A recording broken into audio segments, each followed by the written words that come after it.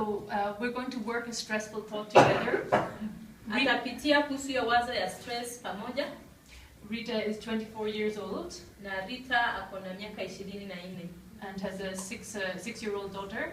Na ako na mtoto wa miaka 6. And Rita's stressful thought that we identified is, I should have had a formal education. Na stress ya shida ni ya kwamba ningepata ile masomo ambayo ni ya kawaida. So we're going to ask these questions. Kwa hivyo tutauliza hii maswali. And hopefully Rita can see it from a different perspective. Na labda Rita ataweza kujielewa kwa njia nyingine. Okay. So Rita, I want you to just to connect with the sadness and the pain when you're believing I should have had a formal education. Sasa Rita, nataka ujiunganishe na hiyo huzuni na hiyo kuamini kwako ya kwamba ningepatanga hiyo masomo ya kawaida. Yeah. And then here's the questions. So kuna swali? Yeah. So I write it here. I should. How do you say it in Swahili? Maybe can we write it in Swahili? Ningepata masomo ambayo ni ya kawaida. Oh, that's long. Okay, so ningepata masomo. Ningepata masomo. Ningepata masono. Masomo. Ya kawaida. Ya. Kawaida. Kawaida, like kawaida.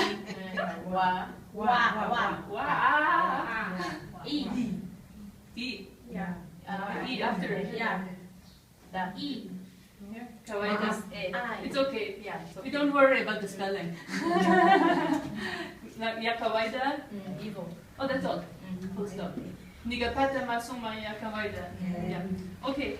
So, and then we ask the question: is it true? Ni ukweli. Is it true? Rita, ni kweli? Hilo swali unauliza ni kweli ningepata masomo ya kawaida? Ni kweli. Yeah, okay. It's true. And then, can you absolutely know that it's true? Unaweza kujua ya kwamba ni ukweli. That you should have had a formal education. Unaweza jua? Unauliza hiyo swali. Unaongea na yeye sasa. Okay, aje. Kama unaweza jua ni ukweli ungepata hiyo masomo ya kawaida. Yeah, okay. Just to let you know, you can answer yes or no. There's no right answer. Just say what you feel. Sema ndio ama hapana, hakuna jibu mbaya. Okay, ni kweli ni kama ningepata. You're saying it's true, ningepata. Yeah. And it's just another question to ask again. Can I absolutely know that it's true that that was my path for this life, that was my journey for this life, that I should have had a formal education? Can I know that that's absolutely unaweza kuhakikisha kabisa ama kujua kabisa hiyo ndio masomo yenye ungepata kwa hii maisha?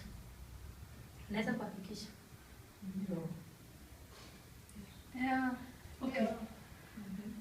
Okay. So when you believe this thought, ningepata masomo ya kawaida? Ukiamini hiyo wazo? Yeah. And then how do you react? What happens? What stress do you feel when you believe this thought? So ukiamini hivyo, ni nini na kukujianga kwa akili?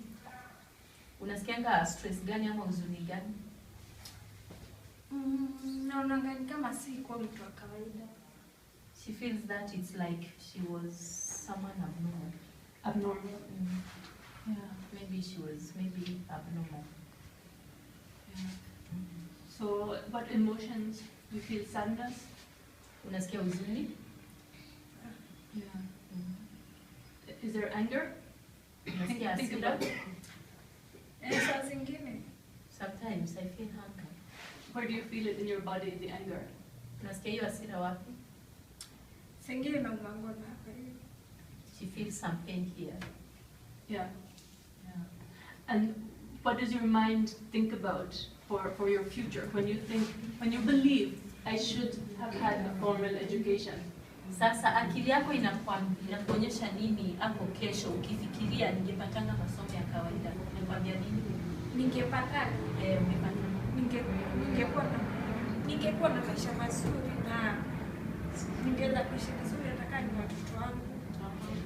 A mind tells her that if I had gotten that formal education, I could be living well, and my children also could be well. Yeah. Yeah. So what do you miss in the present moment in your life when you're thinking about that? Are you able to enjoy your life now? So unapofikiria hivyo, uko na raha kwa maisha yako? She's not happy at all. She's not enjoying life. Yeah. Yeah. So do you think does this belief bring you stress in your life or peace in your life? So hiyo kuamini inakuletea amani ama inakuletea stress? Ukifikiria hiyo wazo. Nasikia hata niko hopeless. She feels that she becomes hopeless. Yeah. So do you agree it's not a very helpful belief in your life right now? Do you agree? Sasa anakuuliza unakubali ya kwamba hii si wazo yenye itaweza kukusaidia, yenye itaweza kukuletea maisha mazuri. Ukiendelea kufikiria hivyo. Kulingana nimesikia, inaweza change. According to what I have heard from you, it can change. Yeah. That's yeah. a response, yeah. Yeah, okay. And just right now, it's just a question to answer because we don't know about what will happen after, but just a question to think that is it beneficial? Does she get any peace from believing this thought? So, anakuuliza ukiendelea kuamini hivyo, unafikiria utapata amani yote? She says no. Yeah, it brings stress, brings anger, sadness. Inakuletea machozi, stress, huzuni. You feel hopeless. Unasikia una tumaini. Yeah, okay. And this in this work in question 3, this is what we're noticing. We're noticing all the stress we have from this belief. Hapo swali ya 3 inatuonyesha ile stress tuko nayo kwa sababu ya kuamini ile wazo. So the next question, we do question 4 now. Sasa anafika kwa swali ya 4. Can you read it because my Swahili accent is not so good? It's, who would you be without the thought? Utakuwa nani bila mafikirio hayo? So it's imagine I'm a doctor and I have an injection and I put some injection in her head so she cannot believe this thought anymore. So anasema kama yeye angekuwa daktari, alafu akuja dunge shindano akili yako, alafu ile wazo ipotee, ungekuwa aje? Bila hiyo wazo. Ningekuwa na amani na ningekuwa nasikia niko kama watu wengine. Good. She said that she could be peaceful and she could be like the other people. Yeah. Yeah. So when you're feeling helpless, is it because of reality or your thoughts about reality? So wakati ule unasikia hiyo stress, ni kwa sababu ya ukweli ama mafikirio yako? Ni sababu ya ukweli. Kwa sababu because of truth. Because of the truth. Yeah. Okay. Okay. Just look at this one again. Who would you be without the thought? Does she notice anything else? If she could no longer believe this, if she could no longer believe this, you said you would have freedom and peace. Anasema umesema ya kwamba ungedungwa shindano na ile wazo lipotee, ungekuwa na amani. So anataka ufikirie kitu kingine. Kama ungekuwa na ile wazo na hiyo wazo limedungwa shindano limepotea, ungekuwa kitu kingine aje? Ungekuwa aje tena? Hebu niulize tena. Ungekuwa hauna ile wazo. Alafu hiyo wazo limedungwa shindano limepotea. Umesema ungekuwa na amani, ungekuwa na kama watu wengine. Yeah. So fikiria kama ungekuwa na hiyo wazo, hiyo ni ukweli. Hiyo ndio ukweli ya kwamba I'm getting lost. Ungekuwa hauna hiyo wazo, ukweli wa maisha yako ungekuwa aje? Ukweli wa maisha yangu. Singekuwa na hilo wazo. Singekuwa na stress nayo. She could not be stressed. Yeah. Okay. She could be peaceful.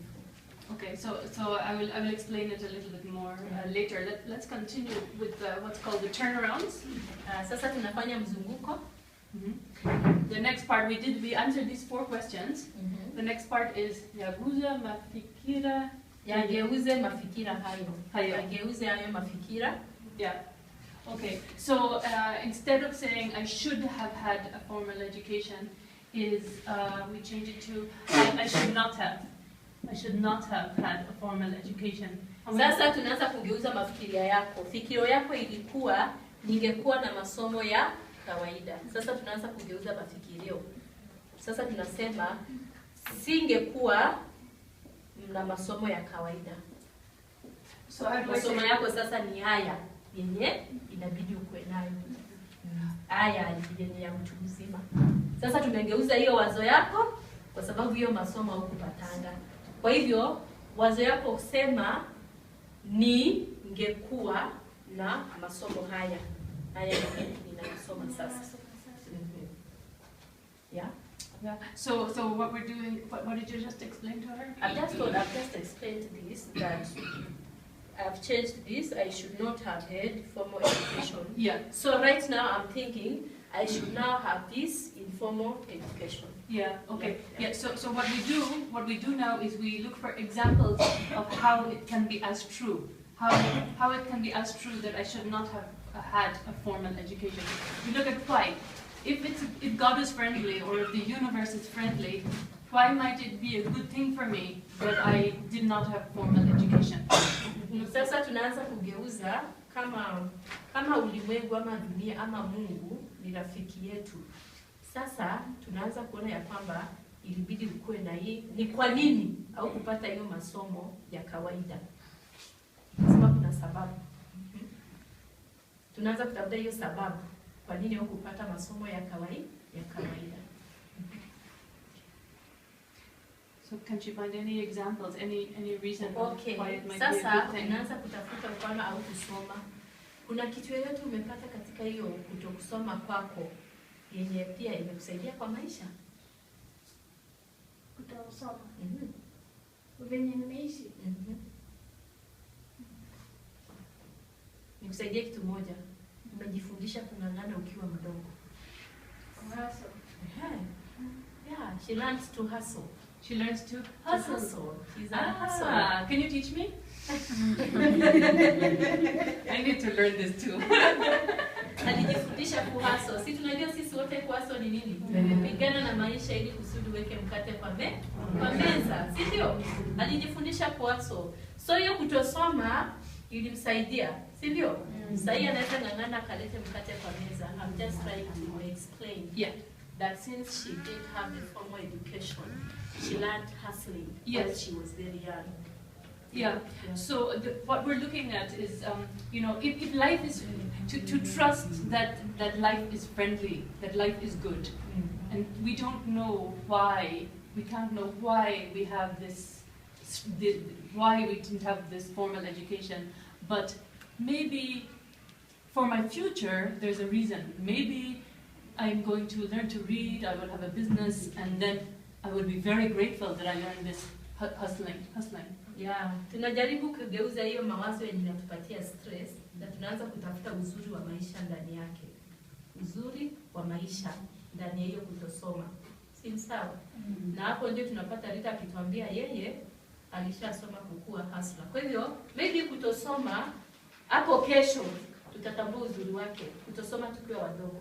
Maybe kuna kitu kizuri, maybe tutakipata, maybe hapo kesho. Yeah. So what helps me, I say, when I have a problem, I say it's happening for me, not to me. Kwa hivyo anasema wakati anapata na shida inatendeka, hiyo shida inatendeka kwa ajili yake, lakini sio kwake. Kwa kumfaidi. Tunapata hiyo shida inampata imfaidi, lakini sio kwa ajili yake. Yeah. But when we say poor me, it's happening to me. This problem is happening to me. Poor me. We feel weak, disempowered. We feel powerless. So wakati tunaanza kufikiria ya kwamba hii shida ilitendeka kwangu, tunakuwa hatuna nguvu na tunapatwa na hiyo stress na tunaisha. She's saying it's true. Yeah.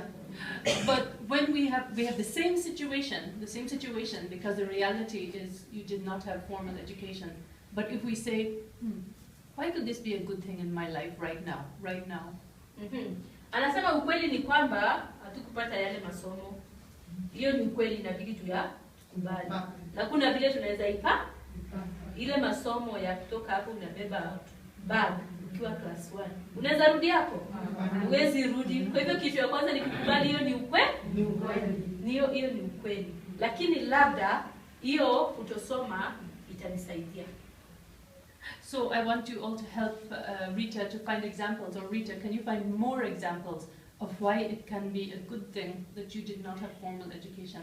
So anasema sasa inabidi sote tusaidie Rita. Sisi sote tuko kwa kiatu yake. Tukupata ile masomo ya kawaida. Sasa sisi ni kama Rita. Tumsaidie kukuja na mawajabu kugeuza hii wazo. Tukuje na jawabu yenye hii kutosoma ingetufaidisha ama imetufaidisha. Yeah. And maybe I can explain. It's like you're digging a hole with looking for treasure. You're digging a hole looking for treasure. The treasure is your freedom. Ni kama kushimba shimo. Unashimba shimo kutafuta dhahabu kule ndani. Unashimba hiyo dhahabu hauipati. Lakini sasa ile dhahabu ni ile kuwekwa huru kwako. Kuna kitu pale ndani yetu inabidi iwekwe huru, ifunguliwe. So can you dig your treasure? Sasa tushimbe mashimbo yetu kwa mawazo yetu na mambo yote yenye tumepitia kwa kukosa elimu na imetuletea nini. Can you find other examples? Tunaweza kuja na wazo ingine. Rita amesema yeye kwa kutosoma ilimfundisha akue hustler. Kwa hiyo ana hiyo time ya kwenda akibeg. I can think of an example, but I want you to see if you can find one first. Anaweza kuwapatia mawazo, lakini anataka mkuje na hizo mawazo. Yes? Okay, mimi naweza sema venye yako alikosa education venye alikuwa mdogo, so na life yake venye imekuwa sahihi akakuwa hustler. Yeye amelearn kukua mtoto wake asiposoma hata pia atakuwa like pie hustler. So hiyo kukosa kusoma inasisitiza huyu mtoto asome ndio akue something better in life.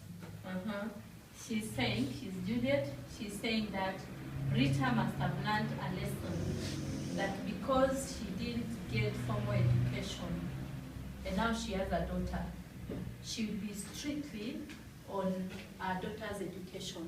This was my example. To enforce our daughter to have that formal education, that the daughter may not go through what she went through. So, if this was what your daughter needed, for you not to have a formal education, if this is what what's your daughter's name? Rory. If this was what Rory needed for her to have that education, would you choose that, the life you've had, would you choose that to give her that gift? Does this make sense? So maybe God decided Rita will not have a formal education so that she may support Rory,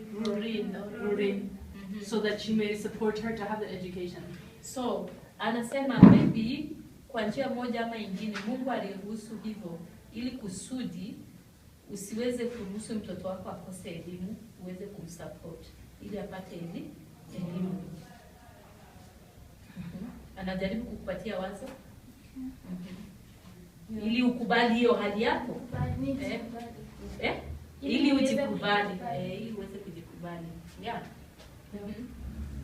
We don't know why these things happen, but trust, there's a reason that hatujui ni kwa nini haya mambo ilitendeka, lakini lazima tuweke imani, kuna sababu. There is a reason. Yeah. And it's happening for us to trust. Na inatendeka kwa ajili yetu, sio kwetu, kwa ajili yetu, kutusupport na kutuinua. Yeah. Can anybody find another example of why mtu mwingine akuje na njia ingine kwa nini tumekosa elimu na ameona amefaidika? Yes, and mimi nilikuwa nataka kumwambiaje? Mimi nimekuwa maid kutoka mtoto wangu. Nikafika mahali nikapata mtoto. Nikiwa tu kwa hiyo kazi ya maid. Bila nilipata mtoto, ule mtoto wangu alikuwa akafika umri wa kwenda shule. Nikakaa nikajiulizaje, mimi mwenyewe sijasoma. Mimi ni maid. huyu mtoto wangu naye atakosa masomo ya KMD kama mimi. Mimi nikasema hapana. Wakati huo nilikuwa ninafanya kazi na yeye huku tu Nairobi. Nitafutia ule mtoto wangu shule, nikiwa tu kwa hiyo nyumba, nikampeleka baby class. Akasoma baby class, nursery na pre-unit. Bila alifikisha hapo nikakaa nikajiuliza, sasa amefika hapo. Hachie shule hapo, nikasema hapana. Nikachukua ule mtoto wangu nikampeleka nyumbani. Shule zilikuwa ni za bure, nikaenda nikampeleka shule. Ili ule mtoto wangu asikue kama mimi. Mimi nimekuwa nikilea watoto wangu nikiwa hata hapo mbeleni nikiwa manguo za kibarua na mwambia angalieni hizi manguo. Nauliza mnaanza kufua hizi manguo? Hamwezi kufua hizi manguo. Lakini msome msikue kama mimi. Sasa ndio nilikuwa nataka kumwambia angangane mtoto wake asikue kama yeye. So she's just giving another example which is also moving and emotional. She said that she's always been a house help that is maid all her life, and that's a job she got when she was very young. And while doing the same job, she conceived and got a baby. And she started educating the baby while working at the same place. And later she found that she had to take the child back her country because of the free primary education. So every time right now she does some laundry for people and then she's paid. So every time she reminds the children, you see what I am doing? I don't want you to be like me. I want you to get education. Vile nilizaa mmoja, nilirudi nikaolewa. Kuolewa nikaachiliwa shida. Sasa vile niliolewa kwanza kabla sijazaa huyo wa pili, sikuwa nafanya kazi. Nilikaa bila hapo ninalindwa mzuri. Venye nilimzaa kifikisha miezi 6, nikaachiliwa kazi. Na yani nikaachiliwa shida. Kuachiliwa shida nilianza singeweza kumwacha niende kazi huko kufanya huko mbali, lakini nilikuwa nafua manguo hapo area. Nachukua manguo wakati mtoto wangu anaenda shule, ananiacha nikifua hizo manguo chuni mingi, akirudi anapata bado ninafua. Sasa yeye na sister yangu walikuwa warefu, mdogo hakuwa mrefu. Nilikuwa nakaa na sister yangu. Sasa ndio nilikuwa nawaambia hii kazi ya mtaweza, ile mtaweza ni masomo. So she's trying to explain how later she got married, and after a short while, the husband could not support her. So she ventured into that laundry work so that she can help the children grow up. So she's trying to insist that she's been telling the children, you see what I'm doing? Please, you should get yourself this education because you can't make this kind of work that I'm doing. So she's encouraging Rita to be strong and support the daughter to have better education. Yeah. Thank you. So hiyo mawazo yote inatuonyesha vile hatukusoma ile masomo ya kawaida, lakini kuna pia kitu tumepata, si ndio? Hatuko bure. Ndio nilikuwa naambia watu wengine asubuhi, sijui nani nimemweleza, mtu mzima ni mtu mwenye amesoma. Si ndio? Ndio nimekwambia hivyo. Si umesoma vitu mingi? Good.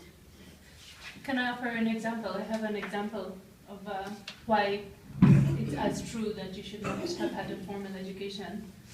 My example is Dorothy. You said, Dorothy, that when did you get your education? No, me, I got formal education. Oh, you did. But to some extent, when I was in high school, it disappeared, it was snatched from me. Yeah. So I had to have 10 years out of school. Yeah. Hustling to go back to school. Yeah. But eventually, God was so good to me. I later was blessed and I went back to school. That is after 10 years. Yeah. So the good thing that I learned from it is the work that I am doing right here. That now I have the passion for those people who did not acquire the education in the normal way. So that's why I love these beautiful ladies here. When I am serving them, I feel there was a reason as to why my education had to stop to some extent. By the time they have that pain and those tears. So when they cry, I cry with them because there was a time when I used to cry daily. I need education. Yeah. Thank you. Can you explain that in Swahili about how you had to experience that pain in order to? Ninasema niuliza nipiane mfano wangu nilikuwa nampatia, nikasema hata mimi kwa njia moja ama ingine masomo yangu ilifika mahali ikafanya nini? Ikakatika. Na babangu akakataa kunisomesha. na si eti hakukuwa na pesa. Babangu alifungwa, alafu alipofungwa ni masomo yangu ikakatika. Aliporudi akapata mimi nimeokoka na kanitupa nje. Naona? Sasa nikaanza kuhangaika peke yangu. Nilikuwa high school form 2. Na mimi nilikuwa napenda masomo sana. Nilipatwa na huzuni, nilikuwa nalia kila siku. Nikaona dream ya maisha yangu imepotea kwa sababu singejua nitafanya nini bila kazi. Hakuna kazi nilichukia kama kazi ya kufanya nyumba. Lakini kazi yangu ya kwanza Nairobi nilifanya kama maid. Ilikuwa nafanya hiyo kazi kila siku nikilia. Mungu au kuniumba nifanye nini? Hii kazi. Mimi najua kazi yangu imebidi nifanye kwa ofisi. Nilikuwa nalia. Kwa hivyo mkilia hata mimi ninalia. Baada ya muda mrefu nilifanikiwa na nikarudi shule. Ni story refu, sawa? Nilifanikiwa na nikarudi shule na nikaendelea masomo na nikaenda college nyingine. Na sasa hii niko hapa. Na ninainterpretia nivu. Unasikia napata kizungu yake yote? What you saying about me? So, ninasema kwa njia moja ama ingine ile kutosoma masomo yangu mahali likatikia. Wakati ninawahudumia nyinyi ama ninawaongoza nyinyi, ninajisikia kama mimi ni mmoja wenu. Kwa sababu ile huzuni na ile uchungu na ile stress mko nayo ninaielewa. Si ndio? Ama hapo kuna mtu nishamkosana na kumkosea ama akaona nimemkosea kitu hata moja. Unaelewa mnapitia wapi na mko hapa kusoma. Si ndio? Ili ile huzuni mpate kuishinda. So, Niva alikuwa ananiuliza niwaeleze hivyo, kila kitu inafanyika kwa wema kwa ajili yetu. Mimi nilisaidia juu sasa hivi kidili na nyinyi. Hata mtu nimfundishe mwaka mzima, nitamvumilia mpaka siku atapata. Juu najua ile kitu iko ndani yake ni kutaka kujua. Juu mimi niling'ang'ana nitake kujua. Na sasa kwa sababu nilisaidika nikajua, kwa nini nisikue na wewe kwa hii safari ya ya kuenda ili tujue. Si ndio? Kwa hivyo kila kitu inaleta mema. I was just trying to tell them because later I got my way out to education. Today I'm standing with you here and I am your interpreter. Although I am their leader and at least I can get to understand all these things that you're talking about. We're all learning all our lives. We don't need a formal education to learn so many things in life. Kwa hivyo anatuambia ati lazima tukue na hiyo formal education, hiyo masomo ya kawaida ndio tujue mambo mengi kwa maisha. Hata hii yenye inaitwa informal na ndio hii yenye tuko nayo tunaweza jua hata zaidi mambo mengi kwa maisha. And sometimes what happens when we're believing this and having a lot of stress with this, we miss the opportunity of all we can learn around us, the school of life. Wakati tukiendelea kujiweka kwa hiyo stress, kwa hiyo stress ya ningepata hii masomo, tunakosa vitu nyingi ambavyo tunaita ni shule ya maisha hapo nje. Kwanza mimi nimekanga hiyo uchungu kinyume na babangu sana. Unaona? Babangu ajenisomesha Nairobi singekuwa hivi, nikipata tu na shida kidogo, akili yangu inaenda kwa baba. Baadaye baba alikuja akakufa. Sasa utaendelea kufikiria mtu mwenye ashakufa. Ilibidi tu nipitie hii masomo ndio nilikave na nijue huwezi kuishi kwa yenye alipita, unaganga yaliyomo na yenye anakuja. So Rita, do you think it's possible to get your education and to inspire, to share your education with others? Do you think that's a possibility for you? Rita, unaulizwa, unafikiria ya kwamba unaweza pata masomo na hiyo masomo pia uweze kushirikisha watu wengine? She said yes. Yeah. Do you think that you could be an inspiration to tell others, I got it when I was older, don't worry, you can have it too like me? Unafikiria ya kwamba hapo kesho ukipata masomo, unaweza kutana na mtu mwenye hajasoma na umwambie, mimi nilisoma nikiwa mtu mzima, hata wewe pia unaweza soma? Yeah, she's saying yes. And she's having a smile. Does that feel empowering to empower? You unasikia kutia nguvu. Yeah. Yeah. With the same situation, it can we can find a way for it to be less stressful if we focus on if we look at it in a different way. If we focus on these examples. Anasema tukipata hii mfano na tugeuze hiyo mafikira yetu, tunaweza pata hii kitu haitupatii stress. So we cannot change the past. We cannot change the reality is that Rita did not have the formal education. We cannot change that, but we can change our thinking about. Anatuambia hatuwezi kubadilisha ukweli. Tuko pamoja? Hatuwezi kubadilisha ukweli. Rita kusoma akiwa mdogo, hiyo huwezi badilisha, lakini tunaweza badilisha mawazo. Wewe hukusoma ukiwa mdogo, lakini unaweza badilisha mawazo. Si kusoma nikiwa mdogo, lakini saa hii naweza soma.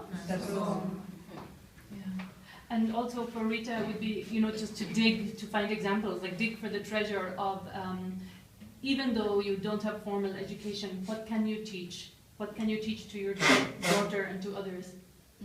Anasema Rita, hata kama hukupata masomo ya kawaida, ni nini unaweza fundisha mtoto wako? Ni nini unaweza fundisha mtoto wako? Na wengine pia, hata kama huna masomo, lazima kuna kitu unaweza wafundisha. Okay, kitu ya kwanza yenye nilikuwa najikataa sana. Mishi na kubali. She has not been accepting herself. That has been the big problem with her. Yeah. Now, kulingana na venye, kulingana venye nakuja ama venye naendelea nikisikia, nitaweza kumsomesha kulingana na experience yangu na venye nilikuwa. Right now what she's realizing is that she can support her daughter and she can educate her daughter. Yeah. And will give her some instructions. Yeah. So actually there's another belief that's very common. If Rita doesn't mind to stay here, because we all believe this, I think every human, where's the marker? Oh, here. Is I'm not good enough. So she has another belief. This is it. This is causing her stress also. Lita, unaambiwa ya kwamba hapa kuna wazo wengine na kupatia stress. Mimi si mzuri vizuri. Mimi si mzuri. Yeah. Mimi si mzuri enough. Kabisa. Kabisa. Kutosha. So how do you say it? Kabisa. How do you say I'm not good enough? Swahili. Ya kutosha. Kama kabisa. Kamili. Mimi si mzuri. Kamilifu. I'm not good enough. There are so many different ways. Yeah, but it doesn't matter as long as you understand. Yeah. So let's just, can you all find this belief? I'm not good enough. Can you all